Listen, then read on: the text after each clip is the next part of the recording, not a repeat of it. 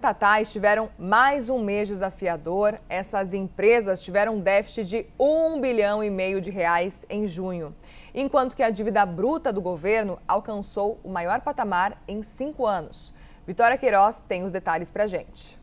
O déficit no setor público consolidado, que é formado pela União, estados, municípios e estatais, superou 55 bilhões de reais em junho deste ano.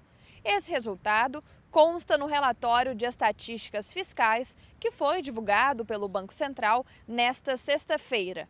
De acordo com o documento, esse resultado negativo foi influenciado principalmente pelo déficit observado no governo central. Em junho, o governo central foi deficitário em cerca de 47 bilhões de reais. Já as estatais apresentaram um déficit de cerca de R$ 1,5 bilhão de reais. Enquanto os governos regionais, que são formados pelos estados e municípios, registraram um déficit de cerca de 6 bilhões e 600 milhões de reais. Além disso, o Banco Central também informou que a dívida bruta do governo geral, que compreende governo federal, INSS e os governos estaduais e municipais, apresentou um avanço no mês de junho.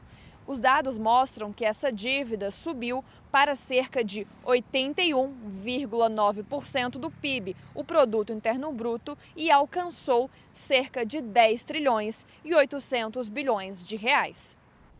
E aí trouxemos Lucinda Pinto, nossa editora, analista de economia da CNN Brasil. Explica pra gente um pouco sobre esse cenário, que a gente acabou de ouvir a Vitória trazer os dados, porque a gente sabe que nessa conta toda da dívida pública, o principal fator que tem impressionado já há bastante tempo, não é de hoje, são os juros. É isso mesmo. Bem-vinda, boa tarde. Boa tarde, Muriel, boa tarde a todos.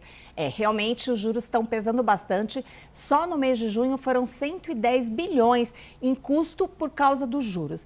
Mas a gente tem que voltar um passinho atrás para entender o que é que está acontecendo.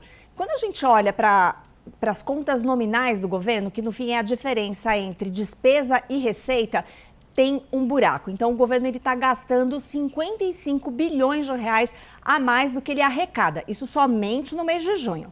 E aí, para cobrir esse déficit, ele tem que tomar dívida. E a dívida está crescendo tanto e ela custa tão caro que esse rombo aumenta muito.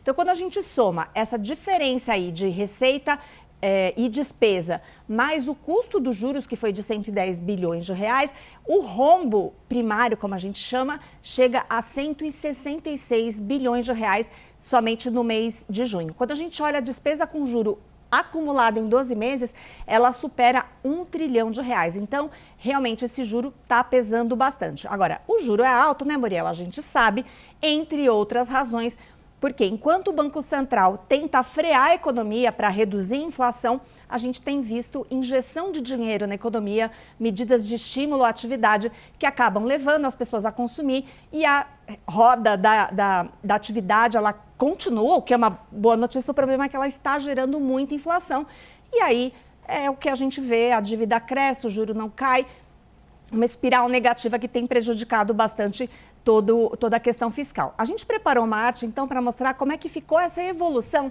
da relação da dívida com o PIB. A gente chegou aqui no mês de junho com essa relação em 81,9%. Ou seja, o governo deve o equivalente a quase 82% de toda a economia, de tudo que a economia é capaz de gerar. Esse número é muito parecido com o que a gente viu lá em 2021, ali no meio da pandemia. Naquele momento, a relação dívida-PIB chegou a 82,6%, muito por causa de medidas extraordinárias, injeção de recursos que o governo precisou fazer justamente naquele momento extremo, aquele momento em que toda a atividade parou, muita gente precisou ficar sem trabalhar, dependia ali dos recursos que o governo oferecia. Crédito, houve uma série de medidas que o mundo todo adotou e isso fez a dívida crescer bastante. E aí, naquele momento, uma das ações que se tomou foi justamente reduzir a taxa de juros para 2%. É o Selic mais baixo da história. Talvez a gente, não sei se a gente vai ver um juro tão baixo como a gente viu naquele momento. Se não tiver outra pandemia, que a gente espera que não aconteça, exatamente. A tendência é que realmente...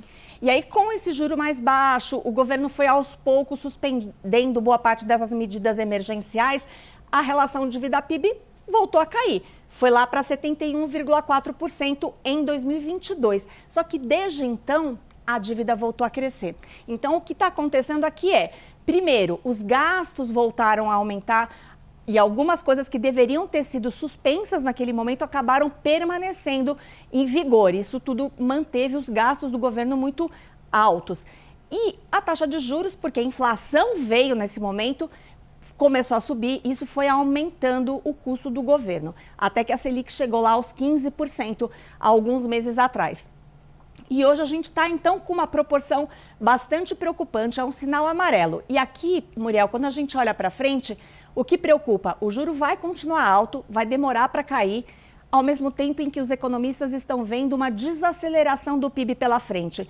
Então, a relação entre a dívida e o PIB, que vai ser menor, ela tende a aumentar. Tem gente falando numa relação dívida-PIB acima de 83% e já tem economistas enxergando a possibilidade de chegarmos a 100% até o final de 2027. E só para não confundir quem está nos assistindo, a gente tem uma expectativa de corte de juros ao longo desse ano, mas são cortes que já estão contando, inclusive, esse cenário, né?